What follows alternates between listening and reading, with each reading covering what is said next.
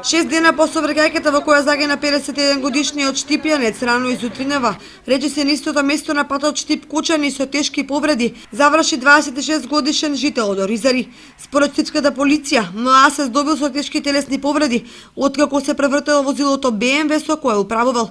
Повредениот е пренесен во Штипската клиничка болница. Задржан е на хируршко оделение со повреди на главата и лицето, каде му била извршена хируршка интервенција. За сега полицијата нема информации како дошло до превртување на возилото. Очевидци кои биле на местото каде излетело возилото велат дека на патот имало истурено течност, масло за јадење или млеко, што може да биде една од причините за излетувањето. Патот помеѓу Долни Балван и Чардаклија е со неколку опасни кривини кои возачите, особено со поголема брзина, тешко ги совладуваат. Последната сообраќајна несреќа настана откако возачот на Форд Фиеста со неприлагодена брзина на возилото не успеал да ја совлада кривината, пошто удри во автобус и загина.